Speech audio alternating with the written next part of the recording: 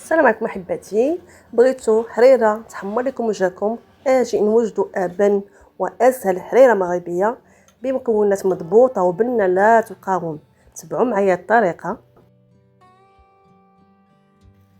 مطيشه كنحكها رقيقه وكنحيد منها الزريعه باش كتجي حمراء وصافيه. بالنسبه للحمص كنفسخو تجي الحريره طبا وتخليها تجي هماويه. بالنسبه للربيع المعدنوس القزبور والكرافس كنقطعو من قطع بزاف، وبصيله كنشلطها، والعظام تنديرهم باش كيعطينا داك البنه ديال الزمان ديال جداواتنا وديال ميمتي الله يرحمها.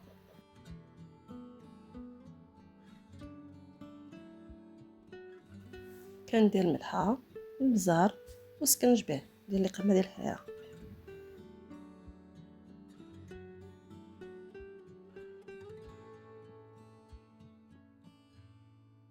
كنضيف شويه ديال الزيت،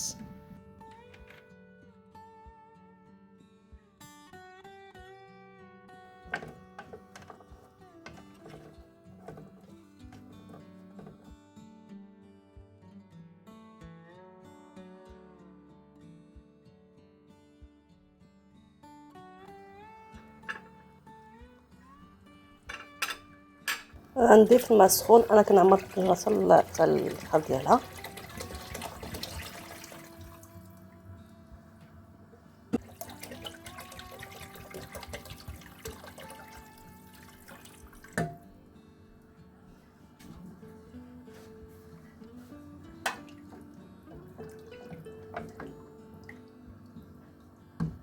غادي نغطي عليها وغنخليها طيب.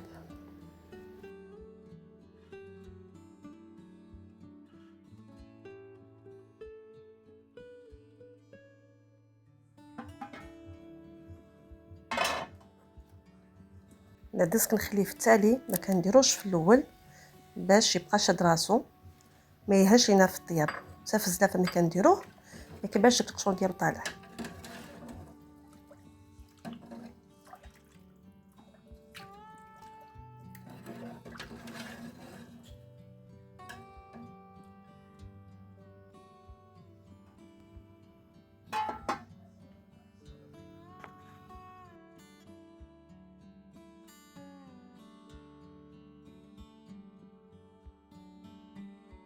بالنسبه للمطيشه ديال الحك كناخذ شويه ديال البلول ديال الحريره كنضيفوه على الزلافه اللي فيها مطيشه ديال الحك وتنحركها مزيان، وعاد كنضيفها في الطنجره. هاد الطريقه هادي كتسهل لينا ان مطيشه ديال الحك تذوب وطيب في الساع وتعطينا ديك اللمعه وديك الحموريه.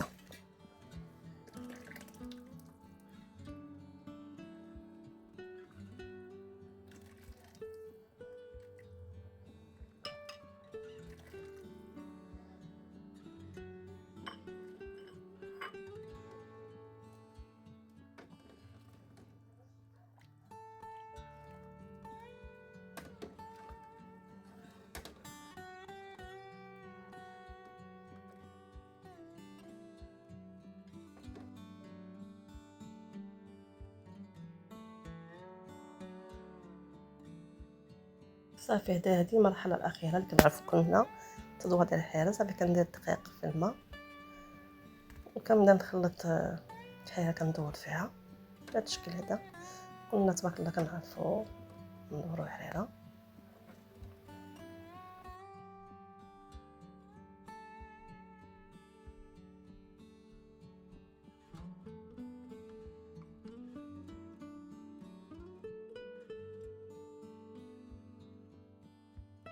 وما نساوش واحد الرشيشه ديال القرفه اللي فيها ديك الريحه الغزاله، كتعطي ديك البنه وكتعطينا المذاق الاصيلي المغربي.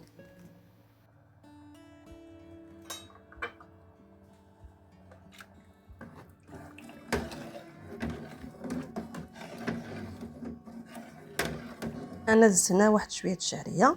بالنسبه للشعريه كتبقى اختياريه، كاين اللي تيكتفي غير بالحمص والحيره. المهم المذاق يجي هو هذاك. في الاخير كنزيد واحد البيضه كنخفقها، كتعطي واحد البنه واحد اللذه في الحيره. هاد الطريقه هادي تربيت عليها وكبرت بها ديال ماما الله يرحمها.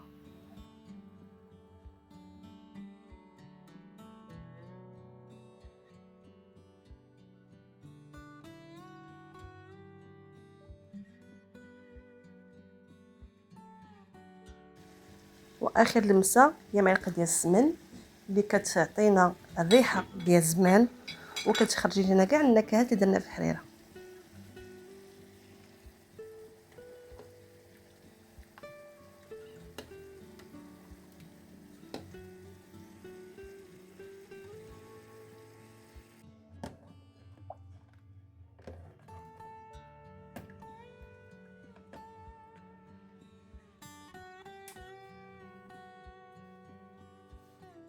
وهذه هي الحليه ديالنا كي كتشوفوا. القوام ديالها ما جا ثقيل ما جا خفيف، ريحتها تبارك الله كتشهي. جربوا بهذه الطريقه هذه وردوا عليا الخبر في التعاليق.